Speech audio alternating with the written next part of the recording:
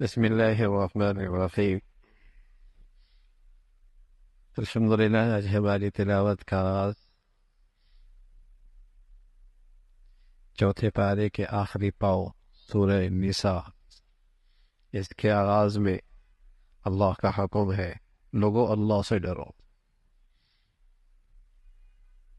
لوگو اللہ سے ڈرو۔ آگے جو تذکرہ ہے معاشرے کے کمزور لوگوں کا تذکرہ ہے،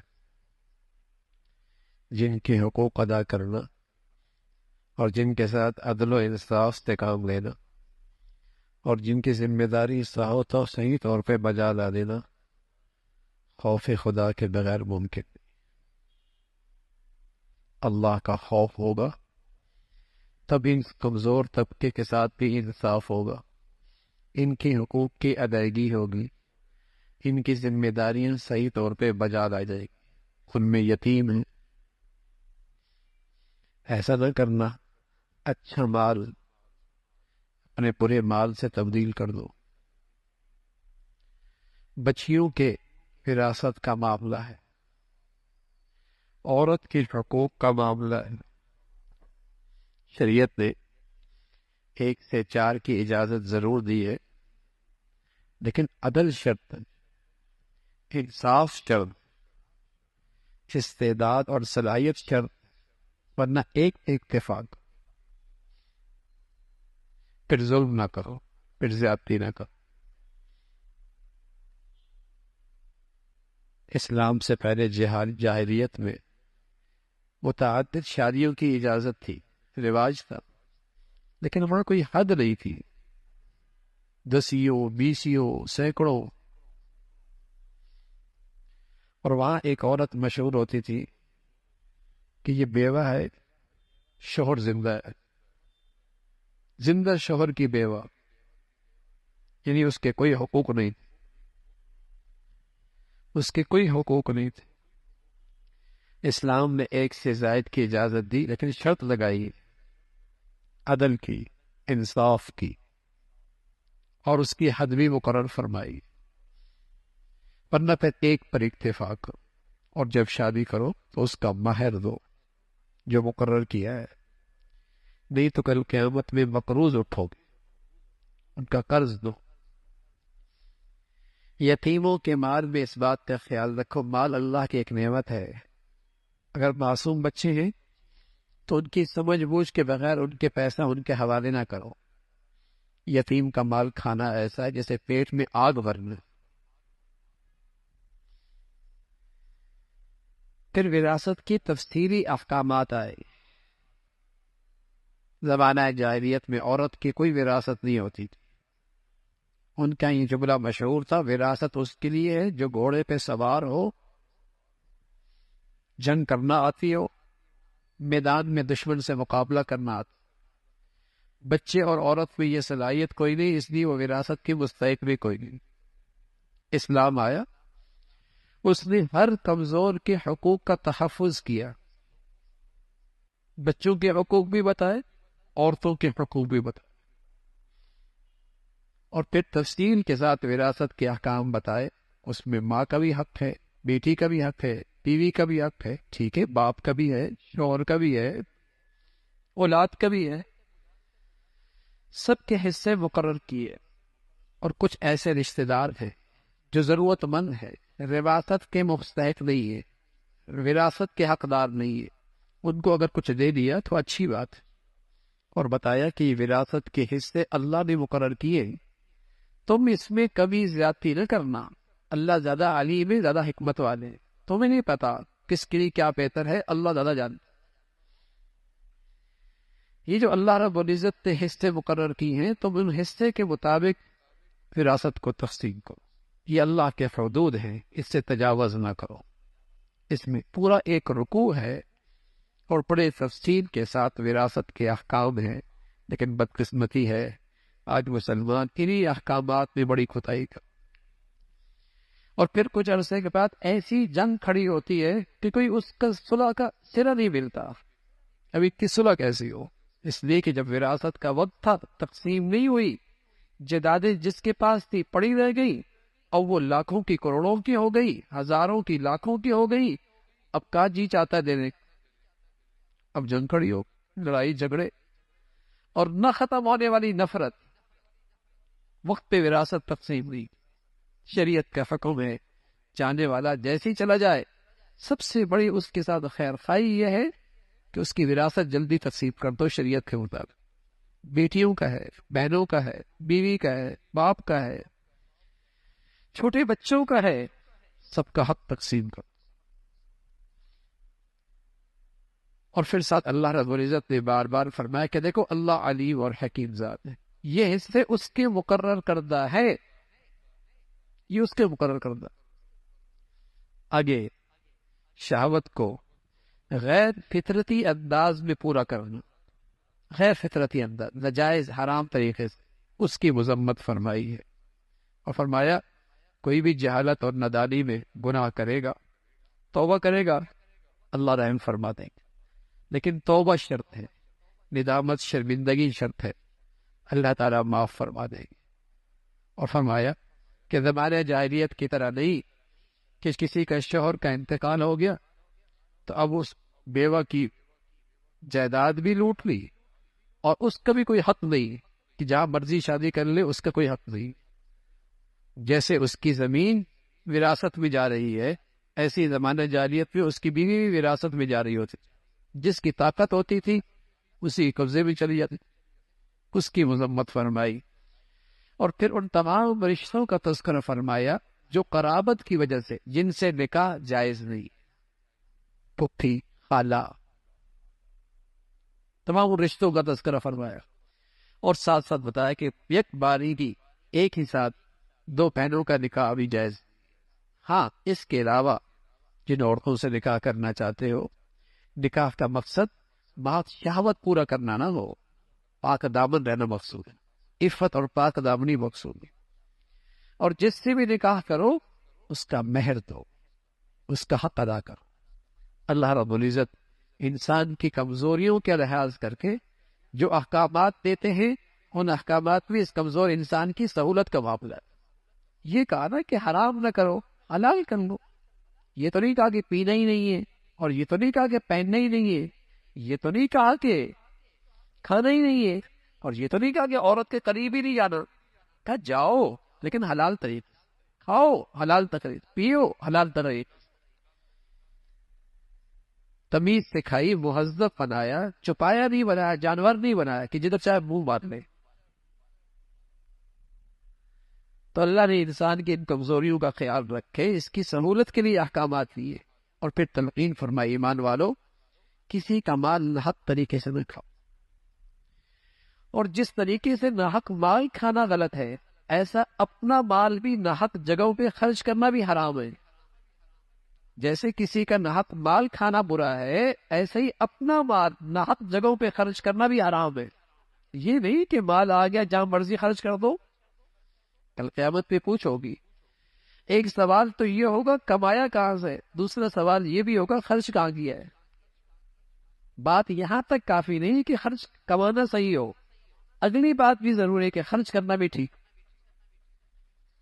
گناہوں کی جگہوں پر تو نہیں ہے، نام و نمود کے لیے تو نہیں ہے، رسم و رواج کے لیے تو نہیں ہے، ریا اور نام و نمود کے لیے تو نہیں ہے، تمہاری دولت سے گناہ تو نہیں پھیل رہے، گناہوں کی اشاعت اور ترقی تو نہیں ہو رہی، خرچ کرنا بھی دیکھ لو۔ اس کا ذکر فرمایا، فرمایا ہاں چھوٹے گناہ نیکیوں سے معاف ہو جاتے، چھوٹے چھوٹے گناہ نیکیوں سے ہی معاف ہو جاتے ہیں، لیکن کبیرہ گناہ کے لیے توبہ شرط، توبہ ضرور۔ گھر کی زندگی بڑی اہم زندگی، گھر کی زندگی بڑی اہم زندگی، پورا معاشرے کی پہلی اکائی گھر کی زندگی ہوتی ہے، اس کا ایک سربراہ ہوتا ہے، وہ سربراہ مرد ہے، وہ سربراہ مرد ہے، اس لیے کہ مرد کی ذمہ داری ہے نان نفقہ، اس عورت کی ضروریات کی ذمہ داری مرد پر ہے، نان نفقہ، جو خود کھائے اسے کھلائے، جو خود پہنے اسے پہنائے، جیسے اپنی ضروریات کا خیال رکھتا ہے اس کی ضروریات کا بھی خیال رکھتا ہے، اس کو ذمہ دار بنایا ہے۔ ذمہ دار کا مطلب یہ نہیں کہ حکمران ہو گیا وہ رعایا ہو گئی، نہ مطلب یہ ہے کہ زندگی تو محبت کے ساتھ رہے، باہمی اعتماد کے ساتھ ہو، لیکن ظاہر ہے کسی بھی جگہ کا کوئی ذمہ دار نہیں ہوگا تو وہاں معاملے چوپٹ ہو جائے گا، نظام خراب ہو جائے گا۔ ذمہ داری اس کی سپرد ہے، نان نفقہ اس کے ذمہ ہے، گھر کا ذمہ دار بھی یہی ہے۔ پھر تلقین فرمائی کہ اگر آپس میں انبن ہو جائے تو اس کی تربیت کے طریقے ہیں، بستر الگ کر دو، اسے سمجھا دو، تنبیہ کر دو، اور گھر کا معاملہ گھر تک رہنے دو، عدالتیں میں نہ جاؤ، دونوں خاندانوں کے بڑے مل کر بیٹھ کر بات کریں، بات سڑکوں پہ نہ جائے، بازاروں میں نہ جائے۔ اور اگر دونوں خاندانوں کے بڑے گھر جوڑنا چاہیں گے تو اللہ رب العزت فضل فرمائیں گے، گھر جڑ جائے گا۔ پھر تلقین فرمائی، حقوق کا تذکرہ فرمایا سب سے پہلا حق اللہ کا ہے، اللہ کی وحدانیت، اللہ کی عظمت، پہلا حق اللہ کا۔ پھر والدین کا حقوق، اسی طرح پھر پڑوسی کا حقوق ہے، قریب والا پڑوسی، دور کا پڑوسی، مسکین، محتاج، سب کی مدد کرو، اس کا تذکرہ فرمایا۔ اس لیے کہ جب معاشرے میں خیر خواہی ہوگی نا تب معاشرہ محبت سے جڑے گا نا۔ اور جہاں مزاج معاشرے کا یہ بن جائے کہ میاں نفع اٹھاؤ، فائدہ اٹھاؤ، بس پھر معاشرہ کیسے محبت سے جڑے گا؟ اگر معاشرے کی ذہنیت یہ ہو گئی کہ بس میاں میرا نفع کس میں، میرا فائدہ کس میں، تو معاشرہ تو نفرتوں کا شکار ہو جائے گا۔ معاشرہ اس وقت جڑتا ہے جب معاشرے میں ایک دوسرے کی خیر خواہی کے جذبے ہو، بھلائی کے جذبے، اس کا تذکرہ فرمایا۔ پھر شراب خوری کے بارے میں، شراب کی پینے بارے میں ذہن سازی کی گئی کہ نشے کی حالت میں نماز کے قریب مت جاؤ، وَلَا تَقْرَبُوا الصَّلَاةَ۔ اب قرآن کی کوئی آیت چھوٹی سی پڑھ کے کہہ دینی قرآن میں نماز کے قریب مت جاؤ، اگلی بات بھی تو ہے وَأَنْتُمْ سُكَارَىٰ، نشے کی حالت میں مت جاؤ۔ یہ ذہن سازی کی جا رہی ہے، شراب کی حرمت بعد میں آئی، یہ پہلے ذہن سازی کی جا رہی ہے کہ شراب نشے کی حالت میں قریب مت جاؤ، اس کا تذکرہ فرمایا۔ پھر یہودیوں کی مذمت فرمائی، اللہ کے کلام میں تعریف کرنے والے، مسلمانوں سے حسد، کینہ، بغض رکھنے والے، ان پر اللہ کی لعنت ہے، اس کا تذکرہ فرمایا۔ پھر ایک واقعہ پیش آیا، ایک منافق اور ایک یہودی کے درمیان کسی بات پہ جھگڑا ہو گیا۔ بات فیصلے کے لیے حضور علیہ الصلوۃ والسلام کے پاس آئے۔ حضور علیہ الصلوۃ والسلام نے فیصلہ یہودی کے حق میں دیا، وہ حق پہ تھا۔ منافق مطمئن نہ ہوا، اس نے کہا عمر کے پاس جائے گے رضی اللہ تعالیٰ۔ اس کا خیال تھا کہ عمر یہودی کا نام سنتے ہی میرے حق میں فیصلہ کر دیں گے۔ عمر کے پاس گئے، دونوں نے اپنا کیس سامنے رکھا، معاملہ سامنے رکھا۔ یہودی کہنے لگا عمر فیصلہ کرنے سے پہلے میری بات سن لو، تمہارے نبی نے فیصلہ میرے حق میں کر دیا ہے۔ عمر رضی اللہ عنہ اندر گئے، تلوار لے کے آیا اور اس منافق کی گردن اڑا دی اور فرمایا جو اللہ کے نبی کا فیصلہ نہیں مانتا پھر اس کا فیصلہ عمر کی تلوار ہی کرے۔ منافقین نے بڑا پروپیگنڈا کیا کہ ہمارا آدمی مار دیا، اس لیے کہ نام نہاد مسلمان تو تھا نا، بہروپیہ تھا، بہروپیہ، اندر کفر تھا، مسلمان بنا ہوا تھا۔ قرآن نے عمر کی تائید میں قرآن کی آیتیں آ گئی، پر میں وہ مسلمان نہیں ہوا کرتا جو نبی کے فیصلے کو نہ مانے، وہ مسلمان نہیں ہوا کرتا جو نبی کے فیصلے کو نہیں مانے۔ فَلَا وَرَبِّكَ لَا يُؤْمِنُونَ حَتَّى يُحَكِّمُوكَ فِيمَا شَجَرَ بَيْنَهُمْ۔ اور یہ فیصلہ صرف نبی کے زمانے کا نہیں ہے بھائی، آج بھی ہے۔ آج نبی تو موجود نہیں لیکن نبی کی تعلیمات موجود ہیں، نبی کی زندگی کے فیصلے تو موجود ہیں۔ مسلمان تو وہ ہوتا ہے جو اللہ اور اللہ کے رسول کے حکم کے سامنے سر خم تسلیم کرے۔ مسلمان کسی بھی نسبی برادری کا نام تو نہیں ہے نا، کسی نسبی برادری کا نام نہیں کہ چونکہ وہاں پیدا ہوا تو یہ مسلمان رہے گا، نہیں، تو مسلمان تو ایک زندگی کا نام ہے، اگر وہ زندگی ہوگی تو مسلمان ہوگا۔ مسلمان کسی قوم کا نام نہیں ہے، مسلمان تو ایک عقیدے کا نام ہے، ایک سیرت کا نام ہے، وہ ہوگا تو مسلمان ہوگا۔ اس کی مذمت فرمائے۔ پھر اللہ رب العزت نے جہاد کی ترغیب دی اور جہاد کی تلقین فرمائی، اور فرمایا جب دنیا میں مظلوم فریادیں کر رہا ہو کہ اللہ کب وہ آئیں گے جو ہمیں اس مصیبت سے اور اس ظالموں کے ظلم سے ہمیں نجات دیں گے، اس کا تذکرہ فرمایا۔ ایمان والوں کو فرمایا تم ان کی مدد کرو، اللہ کی مدد تمہارے ساتھ ہوگی۔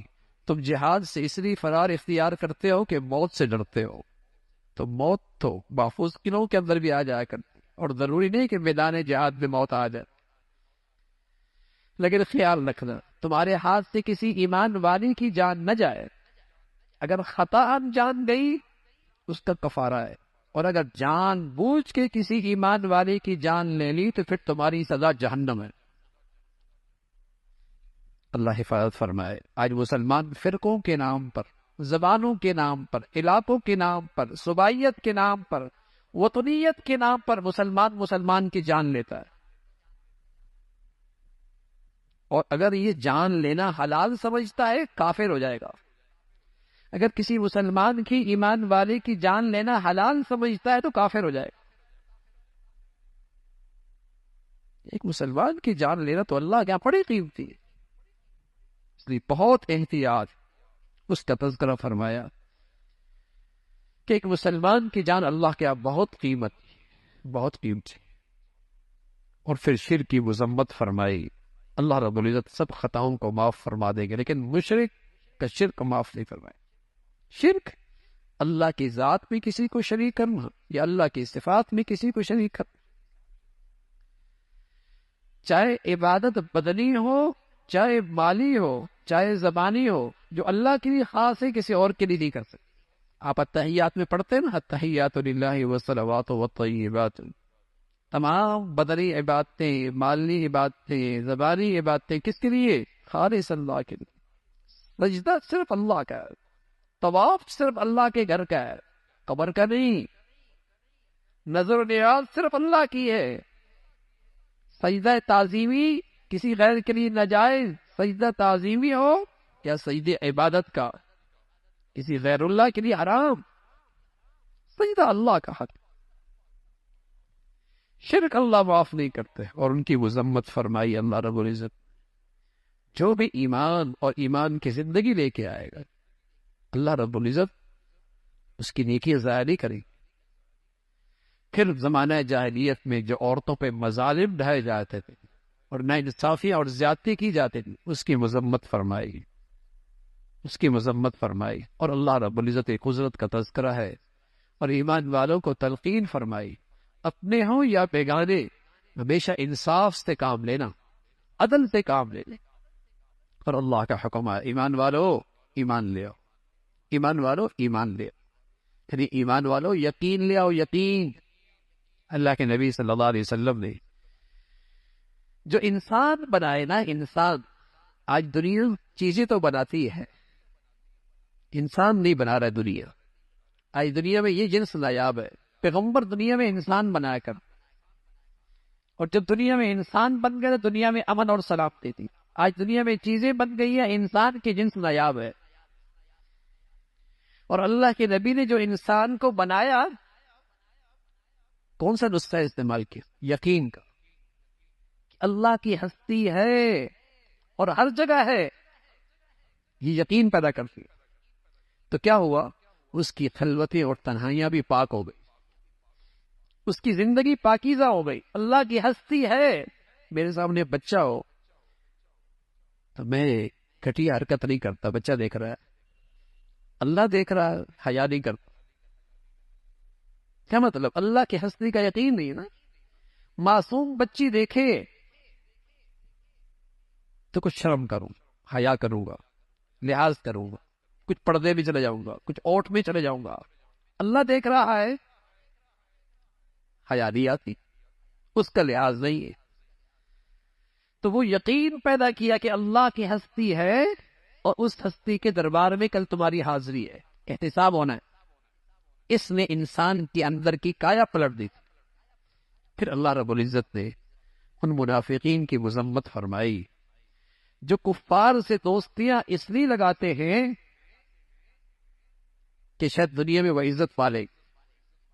اللہ رب العزت نے فرمایا ایسے منافقین کو اللہ کے عذاب کی خوشخبری دے دو۔ جو مسلمانوں کو چھیڑ کر کفر سے دوستی اس لیے لگاتے ہیں کہ وہ ان سے مفادات چاہتے ہیں، ان کی مذمت فرمائی۔ اور منافقین کے بارے میں فرمایا یہ سب سے نچلے درجے میں ہوں گے جہنم، سب سے نچلے درجے میں۔ ہاں جو توبہ کر لے، اپنی زندگی بدل دے، اللہ رب العزت معاف فرما دے۔ پھر اللہ رب العزت نے ایک عبادت بتائی، اور یہ ایسی عبادت ہے کہ بتایا کہ اگر کوئی یہ عبادت کرے گا تو وہ اللہ کے عذاب سے بچ جائے گا، دنیا میں بھی آخرت میں۔ ایک عبادت بتائی، اور سب سے آسان عبادت، اس کے لیے کوئی مقام طے نہیں، کوئی وقت بھی طے نہیں ہے، پاک ہونا بھی شرط نہیں ہے۔ وہ عبادت گھر میں بھی ہو سکتی ہے، بستر بھی ہو سکتی ہے، ہر جگہ ہو سکتی ہے، ہر وقت ہو سکتی ہے۔ وہ عبادت کیا ہے؟ فرمایا جو ایمان والا شکر کی زندگی اختیار کرے گا وہ میرے عذاب سے محفوظ ہے۔ اس سے آسان عبادت فری ہو سکتی۔ ما یفعل اللہ بعذابکم ان شکرتم وآمنتم، فرمایا مجھے کیا پڑی ایمان والے کو عذاب دوں اگر وہ شکر گزار ہو۔ شکر ایک ایسی عبادت ہے، اور شیطان کہتا ہے میں انسان پر حملہ آور ہوں گا اور میرا اس پر اثر ہو جائے گا، اور اس اثر کا نتیجہ کیا ہوگا؟ یہ ناشکر ہوگا۔ کسی آدمی پر شیطان کا اثر ہے، اس کی علامت کیا ہے؟ اس کی زندگی میں شکر نہیں، اس کی زندگی میں شکر نہیں، اولاد کے دل میں آج باپ کا شکر نہیں، بیوی کے دل میں شوہر کا شکر نہیں، شوہر کے دل میں بیوی کی قدر نہیں ہے، اور اس بندے کے دل میں اللہ کا شکر نہیں۔ ہر طرف ناشکری ہے۔ ایک ہی سوال ہے، ایک ہی شکوہ ہے، آپ نے کیا کیا ہے میرے لیے؟ آپ نے کیا کیا ہے میرے لیے؟ آج کا بندہ بھی مولا سے کہتا ہے اللہ آپ نے دیا کیا ہے مجھے؟ الیاذ باللہ۔ ہر طرف ناشکری ہے، اور اللہ رب العزت نے اتنی بڑی خوشخبری اور انعام دیا ہے کہ اگر مسلمان یہ ایمان والا شکر گزار بن جائے تو میرے عذاب سے محفوظ رہے گا دنیا آخرت۔ اللہ تعالی ہم سب کو بھائی شکر گزاری کی زندگی نصیب فرما دے۔